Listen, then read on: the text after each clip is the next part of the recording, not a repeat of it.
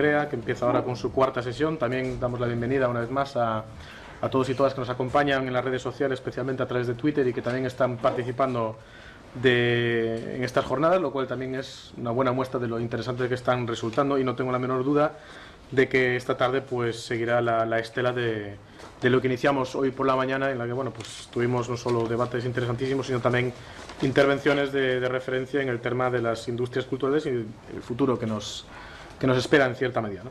Bueno, yo tengo el placer de iniciar o de moderar esta cuarta sesión titulada El ecosistema creativo, innovador, colaborativo y comercial de la cultura digital. He de adelantar que ha habido un pequeño cambio sobre el programa inicial y nos acompaña en esta sesión Neisy Palmero, que es catedrática de la Unidad Académica de Comunicación y Mercadotecnia de la Universidad Autónoma de Guerrero y presidente de la Confederación Interamericana de Relaciones Públicas. Es autora de numerosas publicaciones en el ámbito de la comunicación y las relaciones públicas y ha tenido la deferencia de estar con nosotros hoy aquí. Y completa esta cuarta sesión Carlos Jiménez Suárez, que intervendrá en primer lugar, que es creador de nuevas aplicaciones multimedia, es un emprendedor nato, podríamos decir, de reconocido prestigio por organizaciones, entre otras, como la OTAN, que no es poco decir, Ministerio de Defensa o el CNI, y ya con poco más de 20 años inventa el primer antídoto de la historia frente al virus que, creo que todos recordamos, llamado virus Viernes 13. Preside SecuWare, una empresa que él mismo fundó y en la que desarrolló, entre otras aplicaciones, para Telefónica, para llevar el DNI electrónico a los dispositivos móviles. En 2007, funda AllDrive para desarrollar tecnologías principalmente para Apple. Estamos hablando de apps y tecnología base también para aplicación del DNI electrónico en dispositivos Apple. No me quiero extender mucho más, los currículas de los dos ponentes seguramente son mucho más dilatados, pero son ellos los protagonistas, con lo cual paso la palabra en primer lugar a Carlos, cuando quieras. Buenas tardes, es un marco incomparable. Yo desde que he llegado me he quedado alucinado con la isla, con la caída del procedimiento, y gracias a toda la organización. Y esta mañana he escuchado a Frank cosas muy interesantes, porque yo creo que esto es un ecosistema de innovación y yo creo que lo que Apple ha hecho ha sido revolucionar el mundo. Y de hecho, yo en 2 ocasiones en mi vida he dado un giro importante. Yo hice el primer antivirus, monté una empresa y la vendí a los 10 años porque creía que los antivirus no tenían más solución de continuidad, que el problema era imposible de manejar y por tanto vendí mi empresa McAfee, pero ese dinero me permitió crear otra. Y nos dedicamos a la seguridad, que en el año 2007 dije, es que lo que va a sacar Apple hace que no tenga sentido hacer seguridad para Windows, cuando en realidad lo que había que hacer es cómo aprovechar el ecosistema multimedia y lo que Apple entrega. Lo único que no estoy de acuerdo con lo que se ha dicho esta mañana es que Apple no tiene tecnología. Yo creo que Apple es la única empresa tecnológica que tenía hardware y software, y eso hace que su sistema esté más optimizado y funcione mejor. Y la competencia, tanto Microsoft como Google, intentando comprar Nokia o Motorola, va a tener una larga travesía del desierto hasta que consiga unificar hardware y software al nivel que tiene Apple. Por tanto, yo voy a titular mi conferencia ¿para qué uso mi iPad? Básicamente es que hoy no puedo vivir sin mi iPad. Y yo creo que hay un ecosistema de 600.000 aplicaciones, de las cuales 300.000 están desarrolladas solamente para el iPad, que hay que verlas para entender cómo hay que plantear los contenidos en el futuro, porque si hemos pasado del libro a la música al vídeo, las aplicaciones permiten que los contenidos sean interactivos. Entonces, voy a empezar por el tema de la educación, ¿no? Voy a poner algunos ejemplos, como por ejemplo una aplicación que te permite no solamente ver un vídeo en el cual viene como pues no sé, las comparación entre los distintos objetos a escala del sistema solar, sino que te permite interaccionar, navegar, meterse y tocar. Y eso crea una empatía en el niño que no la tiene únicamente viendo un vídeo. Al final viendo un vídeo te cansas al cabo de 10 minutos o de 5 minutos, mientras que el hecho de interaccionar, esto es un vídeo simplemente, y el niño lo puede ver, le puede parecer más o menos interesante, podrá dar para adelante para atrás, pero el contenido no se mueve. Podrá tener música, podemos añadir la música si queremos, pero no por eso enganchamos al niño. Pero darle al niño la posibilidad de acercarse o explicarle dónde está, no sé, la Estación Espacial Internacional, y lo que ves en este momento de dónde está la estación girando alrededor de la Tierra, tocar con ellos, subir y bajar, es lo que le permite engancharse con un determinado tema. Entonces ya no estamos hablando únicamente de hacer contenidos que son más o menos estimulantes, sino hasta qué punto el observador experimenta con lo que está viendo y es capaz de ser protagonista de lo que está viendo. Entonces cualquier aplicación permite algo que el contenido puro no puede, es generar esa interacción. Y ahí es donde diferencia mucho la posibilidad de interaccionar con contenidos, la tecnología de Apple con otras tecnologías existentes. Y eso se ve no solamente en esto. La enseñanza se ha revolucionado y eso está haciendo que Apple esté incorporándose a todo el sector educativo de una manera brutal. Tenéis aplicaciones para ver la tabla periódica de los elementos y lo que ves es la interacción con el elemento. Tenéis aplicaciones para interaccionar con las moléculas y lo que ves es cómo girar tridimensionalmente la molécula del DNA hasta el punto que te metes dentro. Y ese tipo de interacción es lo que hace que se enganche el niño con ello. No está viendo únicamente un contenido, sino está interactuando con él. Y por supuesto puede añadir cosas, ¿no? Por ir muy rápido por el tema de las aplicaciones,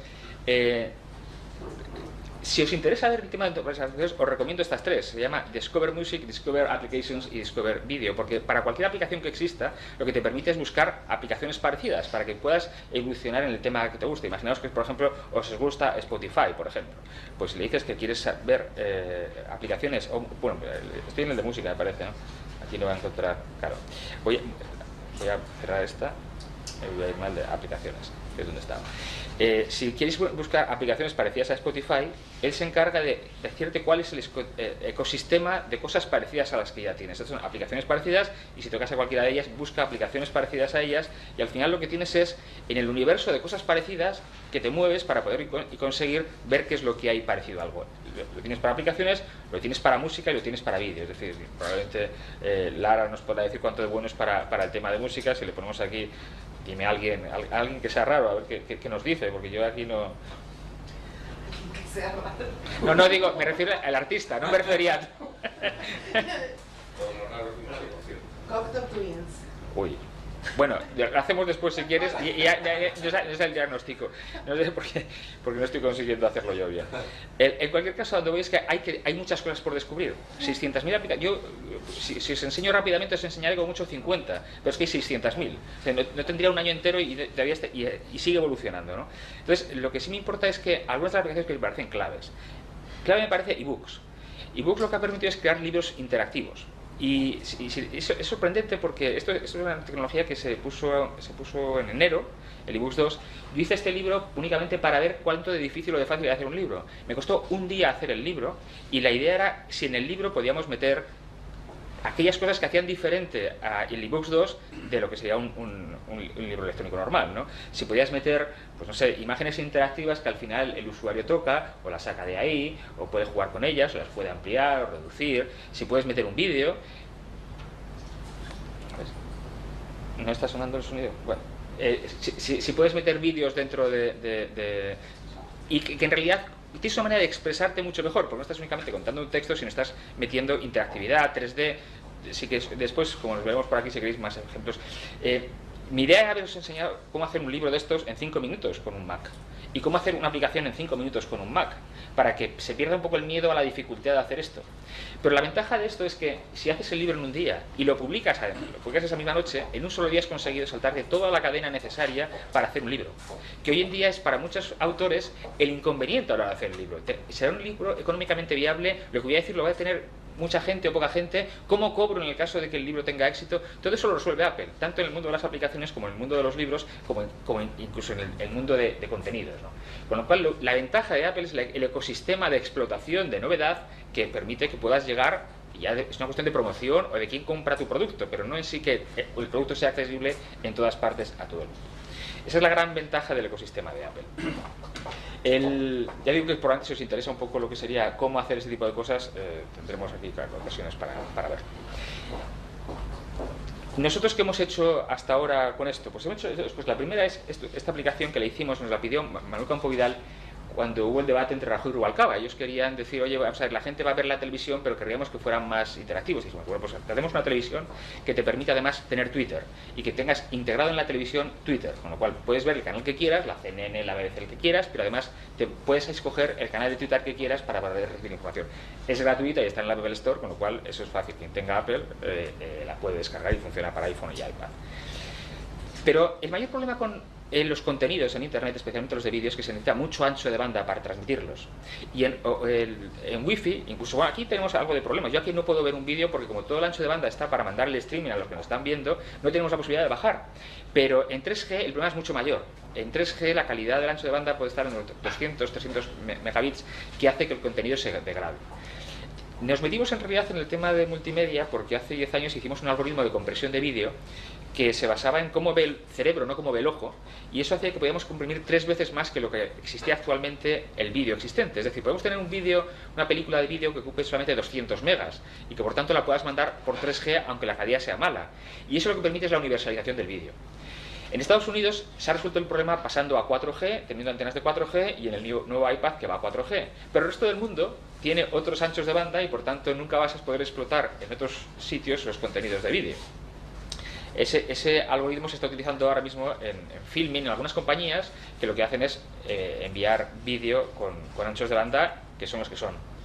Mientras no tengamos 4G en Europa, y yo creo que eso no pasará dentro de 3 años, será difícil vender contenidos de vídeo de calidad.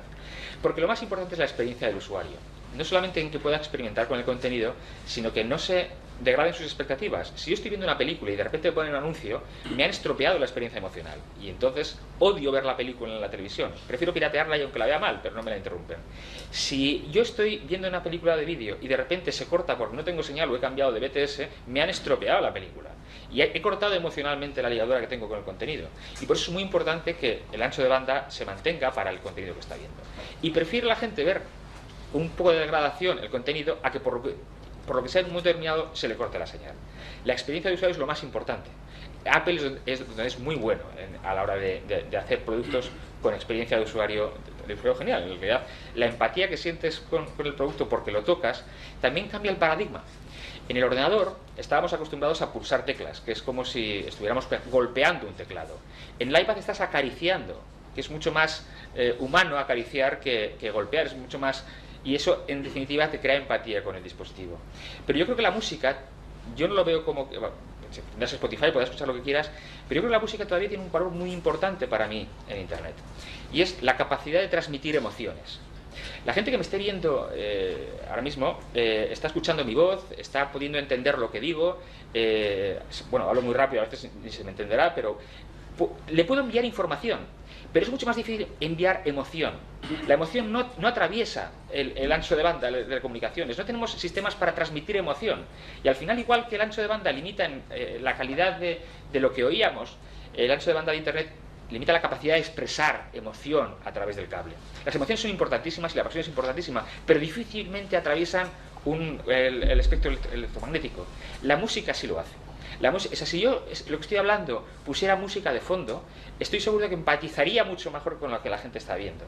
Eso es lo que hace el cine. El cine lo que ha hecho toda la vida ha sido poner una banda sonora que lo que ha hecho ha sido conducir la emoción de la película. Y es muy importante la banda sonora. Y es igual de importante que mientras yo estoy hablando hubiera una banda sonora. Y es igual de importante que cuando tú te comunicas con una persona tengas música detrás. Yo creo que la música tiene todavía esa capacidad de hacer que la emoción atraviese Internet. Pero obviamente, si nos vamos a un tema de negocio, todo lo que estoy diciendo, cómo se transmite, porque en definitiva está muy bien innovar, hacer cosas nuevas, pero si no son rentables, al final la gente tiene que comer y deja de hacer las cosas que le gustaría hacer. Apple ha cambiado el paradigma de esto. Yo cuando vendía software, pues le vendíamos productos pues, a 100, 200 euros, mientras que una aplicación lo normal es que tenga un precio por debajo de los 5 euros, y lo normal incluso por debajo del euro. Eso es lo comúnmente aceptado. Antes la gente pirateaba porque no pagaba esos 100 o 200 euros, ahora o compras por 1 euro o no tienes la aplicación, pero el precio es mucho más barato. Yo cuando estudiaba se decía al revés, que el software iba a ser tan caro que te regalarían el hardware con el software. En realidad Apple lo ha hecho al revés, es decir, el software es tan barato y sin embargo es lo que da gran potencia al hardware. Porque en definitiva esto sirve para infinitas cosas en función del software que le pongas, y lo que interesa es que tú puedas poner muchas cosas diferentes para aumentar tu capacidad de hacer cosas.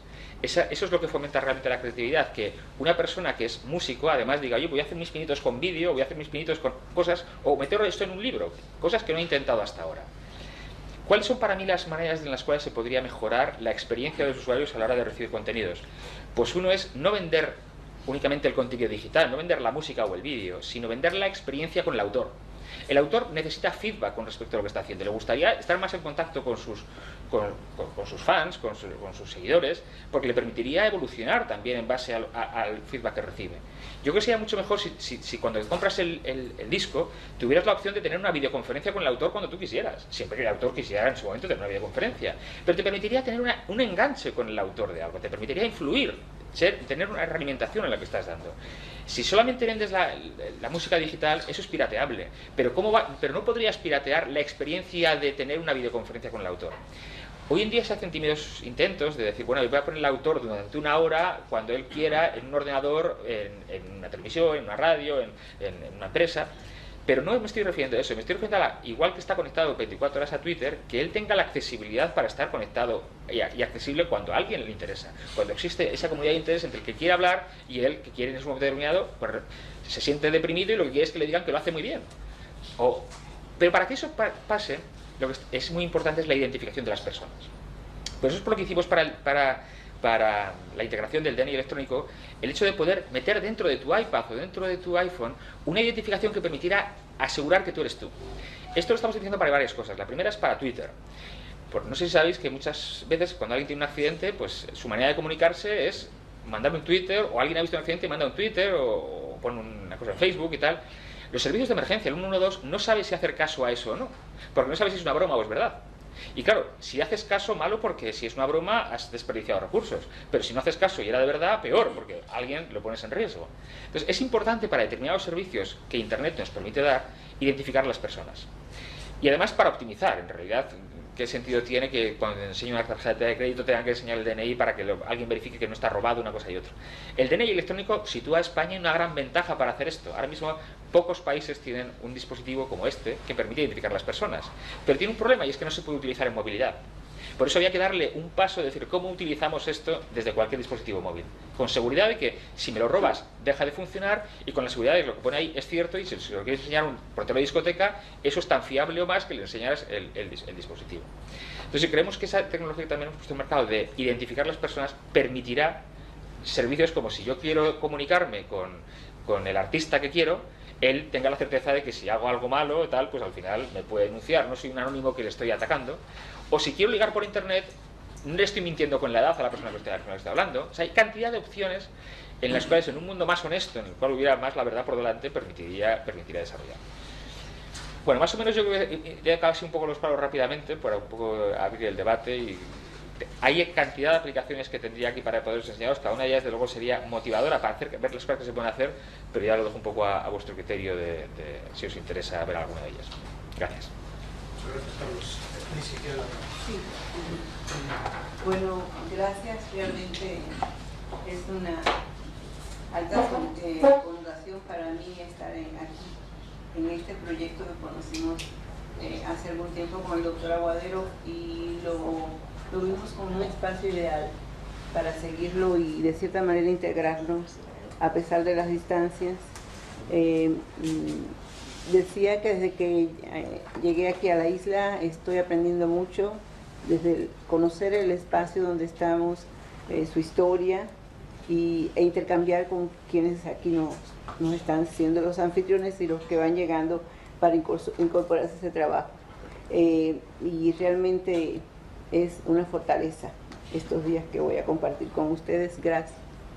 Bueno, en este espacio estaba programada para, en otra parte, a lo mejor a los compañeros no les gusta que lo mencione, pero bueno, aquí estoy compartiendo contigo. Sin embargo, el tema mío es las redes sociales, y he hecho algunos cambios en la ponencia. Yo pido que mejor no la pongan en la exposición, porque son tantos los cambios que mejor los voy a ir exponiendo. Acabo prácticamente de cambiar el enfoque, y me voy desde las redes sociales y una explicación más breve, o si quieres lo pones, porque hay toda la parte inicial. Sí, porque te veo muy preocupado y no quiero...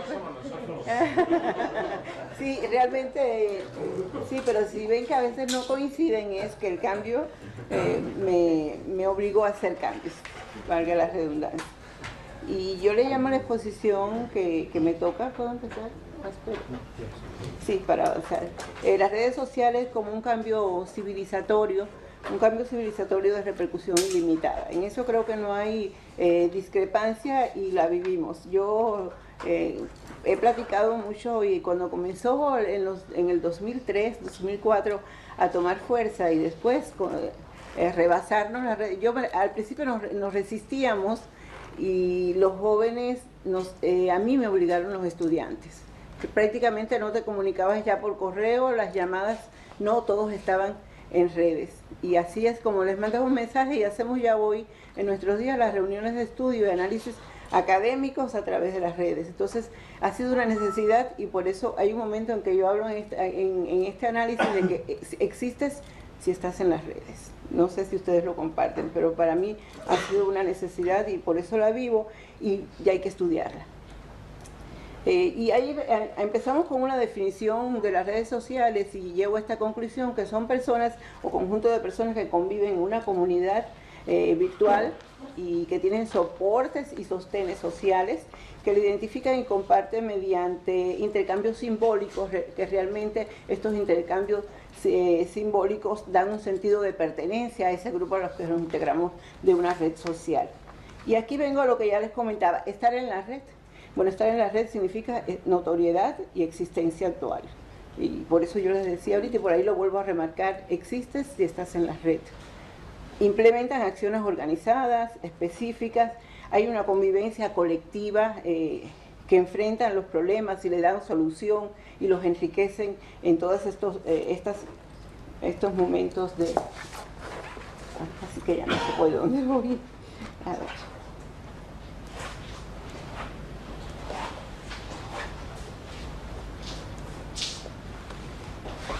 Bueno, si me permiten...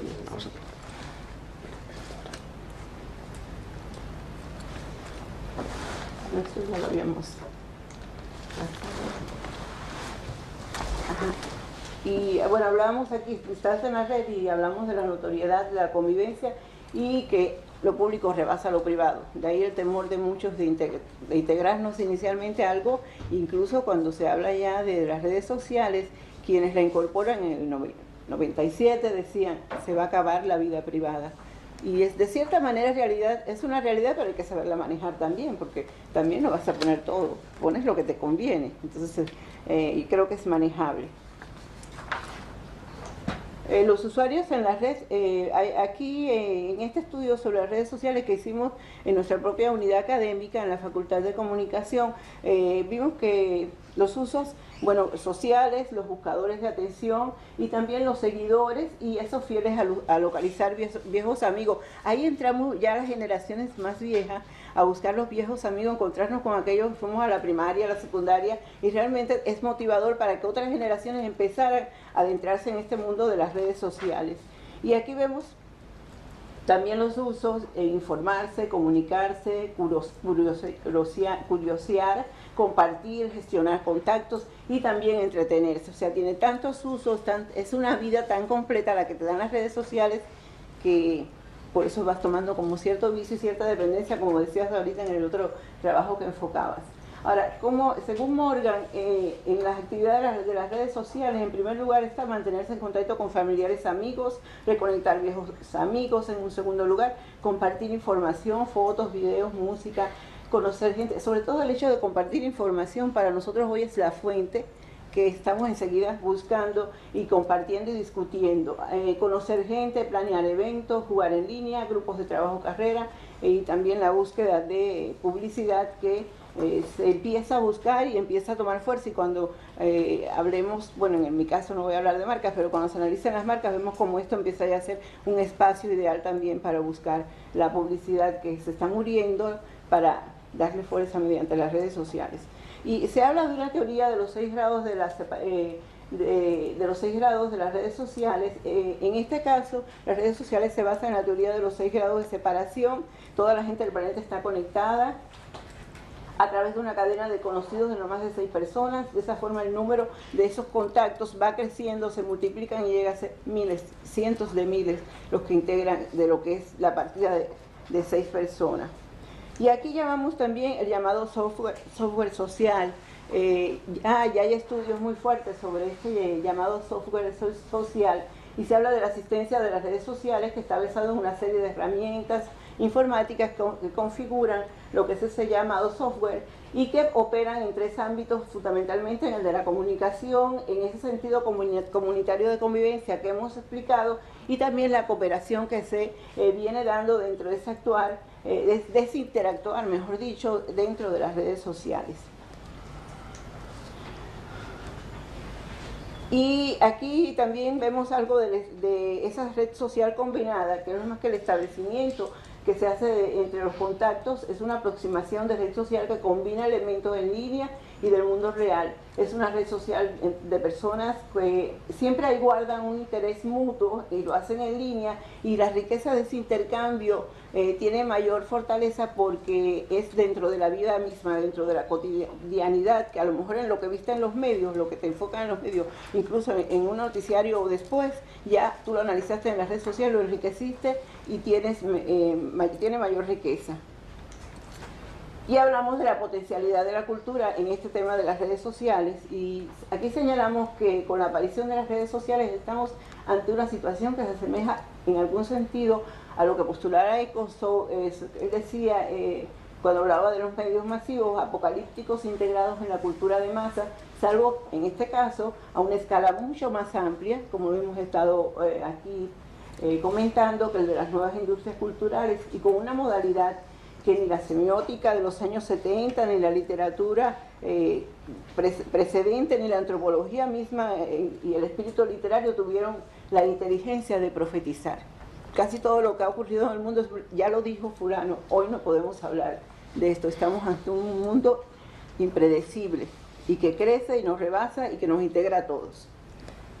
La potencialidad de este cambio cultural, vemos como las redes sociales constituyen sin duda alguna un cambio civilizatorio, por eso le llamaba así un cambio civilizatorio en el título que proponíamos a esta charla, que toma impulso y también potencia un cambio cultural que rebasa lo que se ha predecido.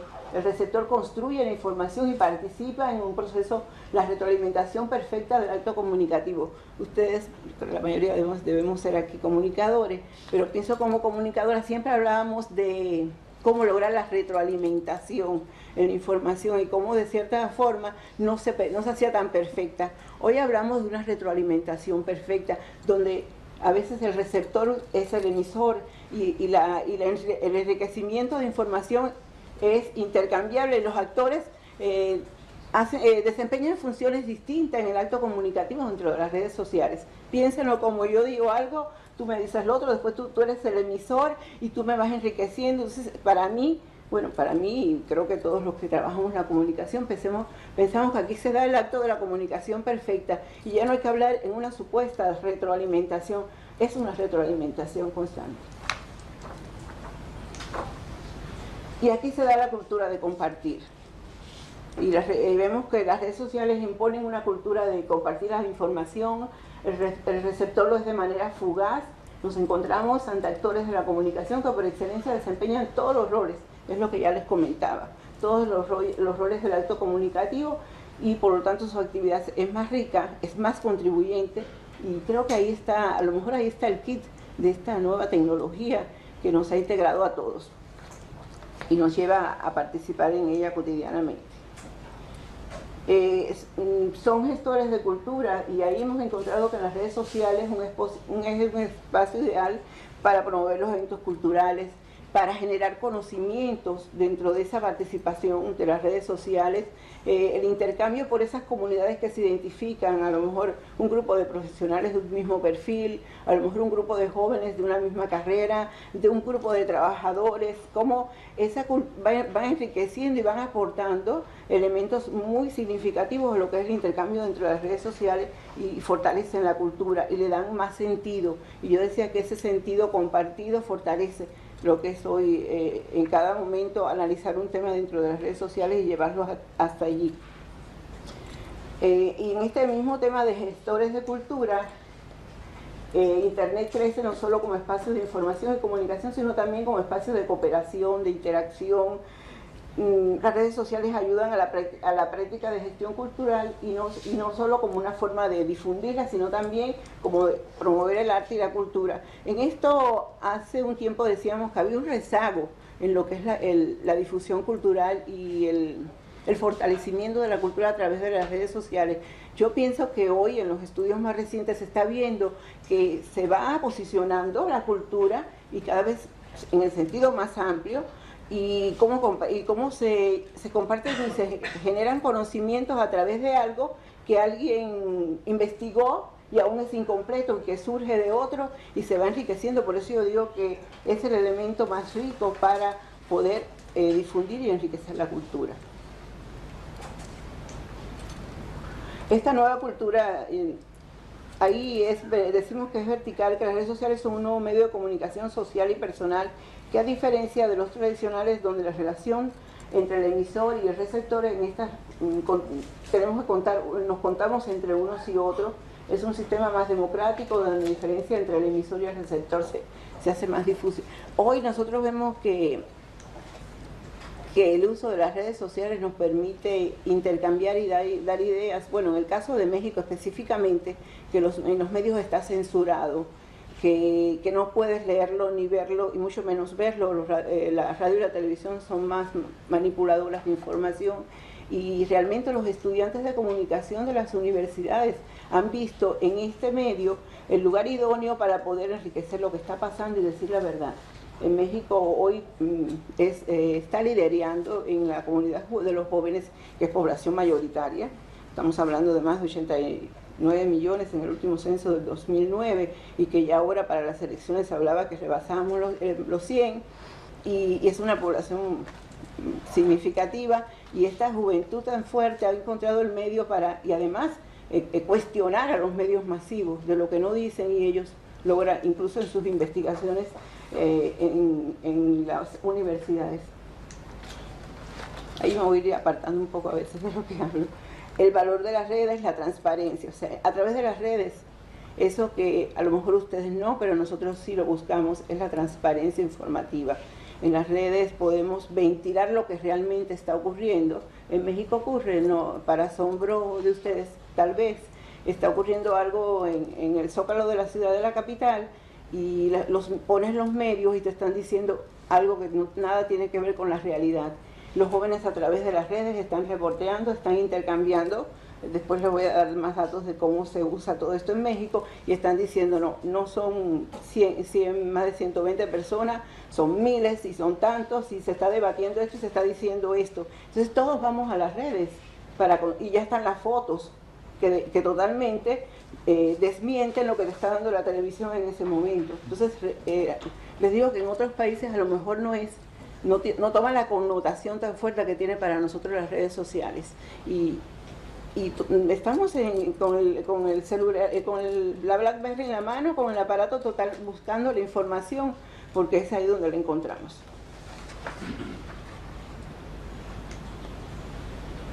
Bueno, México en las redes sociales. Un estudio realizado por la Asociación Mexicana de Internet habla sobre los hábitos de usuarios en México. Este es muy fresco, es un estudio que se realizó en mayo del 2012, por lo tanto les estoy dando la información. Arrojó que en el país 40.6 millones de usuarios, hay 40.6 millones de usuarios de Internet, 14% más que en el 2011. Imagínense cómo está creciendo, y ante este fenómeno del proceso electoral que acabamos de vivir, se desbordó la función de las redes sociales. El promedio de uso diario es de 4 horas y 9 minutos, y 9 minutos y 47 segundos, más que en el año 2010. Y aquí encontramos un significativo dato: los mexicanos usan menos los PC y laptops, y desde que ya a través de los celulares tenemos internet y podemos incluso chatear, podemos entrar en las redes sociales, pues ha ido desplazando a estos dos aparatos, y son los que más, bueno, las tablets están empezando, pero ya así como acceso masivo, son los celulares los que desplazan a las computadoras tradicionales. ¿Cómo le dicen en las computadoras? ¿Sí? Ordenadores. Se incrementa el uso de celulares como medio de conectividad a Internet, y el uso de dispositivos móviles para conexión se duplicó en este año precisamente con un 58%, es muy rápido. Así cambió, lo que implica la reducción por otra vía de conexión de un 64%. Por eso yo digo la ruptura con la censura. porque la sociedad está viviendo la realidad y al momento se conecta y transmite lo que es real, lo que está pasando. Y bueno, al principio las grandes cadenas, los consorcios televisivos, con el caso Televisa y TV Azteca, decían, pero bueno, ¿quiénes están en las redes sociales? Y lo despreciaban, pero cuando se formó ese movimiento estudiantil que sale a las calles y denuncia y empieza a exigir libertad de expresión, empieza a convertirse en un problema social. Entonces empezaron a ver la importancia, por eso estos análisis que les traigo son muy recientes, porque es un fenómeno a estudiar y que de seguro aquí en España nada tiene que ver, pero bueno, hay que aprovecharlo. ¿Cuáles son los principales usos que le dan? Realizar búsqueda de información, el uso de correo electrónico, el uso del videojuego y utilizar las redes sociales, ya está ahí en un 17%. Miren cómo se va incrementando. El 19% de estos usuarios en red se incorporó hace menos de un año, mientras que el 65% lo hace desde hace más de 3 años. De 3 años es fuerte la presencia. ¿Cuáles son los principales? Los mexicanos prefieren el Facebook, el YouTube, el Twitter, Google y también el Hi-Fi en menos número. Del total de los usuarios entrevistados, que fueron 2.329 los que integraron la muestra, el 92% dice acceder a una red. El 8% restante asegura, bueno, que por problemas de seguridad, ustedes también saben de esa historia actual de México, y también otros porque no tienen tiempo, pero sí, el número que sí participa es ya muy creciente y significativo dentro de lo que es un país como México, que es muy grande. Pues. Crece una cultura, y ahí yo ponía esa frase, existe si estás en la red, porque la propia experiencia de vida y personal y académica te dice eso. Las redes sociales se han convertido en el espacio público de mayor popularidad hoy en México, y ya les explicaba el por qué. La necesidad es una necesidad obligada cuando quieres realmente conocer la verdad, y también es un signo de la libertad de expresión que a veces no tenemos, de decir con toda la libertad lo que está pasando y no te pueden censurar. Bueno, tendrían que ser muy sofisticados los medios y no ocurre. Y el espacio preferido también por los jóvenes, que es una población significativa de mucho empuje en México, y realmente hay que tomarlo en cuenta. Bueno, aquí hablaba algo de las marcas, no quiero adentrarme mucho porque yo estaba en el tema de las marcas, pero sí, bueno, por ejemplo, que el 63% de los usuarios en Facebook escribe sobre una marca, que hay aceptación. Dicen que en México, como en ningún otro país, a la gente no le molesta que cuando está usando internet aparezca, ya ves que aparece de pronto la marca y la gente lo acepta y lo ve como algo bueno, y no como en los estudios de otros países que rechazan que le aparezca la marca, el anuncio publicitario. No, hay aceptación. Y aquí vuelvo a la presencia cultural en las redes sociales en México han encontrado un espacio como gestores ideales. Las transmisiones radiales se posicionan, se acerca al espectador y diversifica su contenido, su uso crece y se convierte en el medio ideal para difundir cultura. ¿Quién no aparece ni lo usa? Bueno, nosotros tenemos en esa población que ya hablo se habla ya de más de 100 millones de habitantes. Hay una población que nosotros respetamos y que es parte de lo más representativo de nuestra cultura, que son los indígenas, un 8%. Ellos no tienen presencia por la propia, estoy hablando que existen 12 lenguas autóctonas, lenguas muy completas, con una gramática. Incluso nos quedamos asombrados un día cuando estudiamos una de esas lenguas, la lengua náhuatl, que tiene declinaciones verbales. Imagínense la complejidad de la gramática de estas lenguas, son muy completas, y que ha habido una necesidad, una obligación de resistencia cultural, y se han mantenido, y son ricas en su escultura, en su lenguaje, en su escultura, en toda su narrativa, y también en todo lo que son capaces de hacer como artesanos. Estas culturas indígenas, bueno, si me dejan hablar de esto me paso toda la tarde, pero bueno, es un orgullo, es algo que es una resistencia a la globalización. Por eso en la mañana yo intervenía, porque hoy vas a cualquier mundo, a la ciudad más, vas a la Quinta Avenida de Nueva York y buscas en las tiendas, y te compraste algo en México y lo encuentras ahí. y eso es la globalización en los gustos, pero te pones un traje autóctono hecho en telares con tejidos de algodón y con los bordados y los hilos y los colores más preciosos, y en ninguna parte del mundo lo vas a encontrar. Y para mí esa es la riqueza que no debemos permitir y que es el símbolo de identidad. Y bueno, hay que buscar que entren a las redes, pero sucede que, ay, yo me estoy adelantando, pero me motivo con este tema. Sucede que en este caso, creo que por ahí lo planteo en una de estas diapositivas, ocurre algo que los utilizan los intermediarios mismos que le compran, lo utilizan para comercializar sus productos, y esto está pasando. Por eso estamos en la búsqueda precisamente de integrar a nuestras comunidades indígenas a tener presencia en las redes y a decir lo que otros ocultan, y los que hablan de ellos con los intereses comercializantes, como los que les van a comprar sus productos, que después los venden en miles de dólares y allí se lo compran a 20 pesos mexicanos. Bueno, en esto de las industrias culturales, los medios alternantes, que son lo que nosotros le llamamos esos medios que existen para que nos digan lo que los oficiales o los comercializantes no nos dicen, son fundamentalmente las radios universitarias. Tenemos 36 universidades autónomas que tienen sus radios universitarias, las radios indigenistas que transmiten en sus lenguas.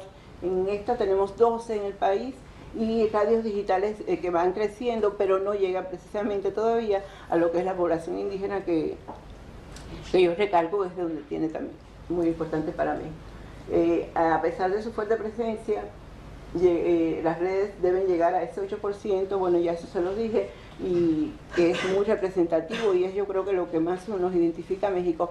El siglo de oro mexicano fue lo que nos difundió y nos dio a conocer en el mundo, las películas de Jorge Negrete, pero pasaron. Hoy la industria cultural norteamericana del cine nos tiene opacado, y van a las salas de cine mexicano y todo son películas norteamericanas. La producción nacional es buena, es crítica, refleja la realidad, pero es pobre.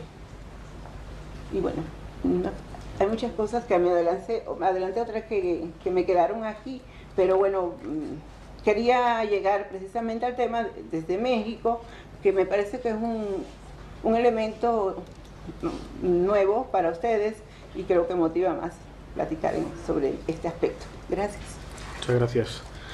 Bueno, yo creo que acabamos de recibir una serie de claves de lo que aporta la tecnología en el contexto digital. Se ha hablado de interacción, que casi ya es un concepto un poco antiguo, casi analógico, ¿no? Hablaba de empatía, yo le llamo empatía cibernética, o incluso la experiencia emocional. A mí se me ocurre aquello de la cultura de la yema de los dedos, ¿no? Lo que decías del tema táctil, incluso los niños de 3-4 años instintivamente ya lo hacen, y a lo mejor no saben manejar otro tipo de dispositivos, pero esto sí, lo de la pantalla es como muy intuitivo. Hablaba Neisy de una retroalimentación perfecta, que es lo que permite la tecnología, es decir, un autor puede vender un disco a un músico, y al mismo tiempo estas tecnologías pueden permitir hipotéticamente un contacto directo con el autor, con lo cual el concepto de consumo de cultura no solo se acerca a nuevos públicos, sino que también cambia su propia idiosincrasia, diría yo. Un tema que no se ha tocado, o que sí se ha tocado tangencialmente, y a lo mejor puede ser un posible tema de debate, es todo el contexto publicitario en esto.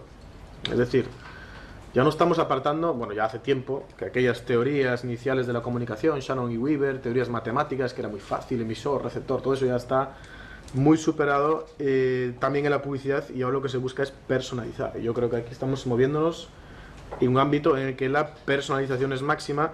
La experiencia mexicana de que al usuario, o la gran mayoría de usuarios, no le molesta la publicidad online, no se repite, según los datos españoles, aquí, porque sí realmente es bastante notoria, porque bueno, no es baladí cuando uno está en una red social y de repente aparece en la barra lateral las últimas ofertas de zapatos, porque se sabe que pues, por los motores de búsqueda, pues a esta persona le gusta comprar online zapatos.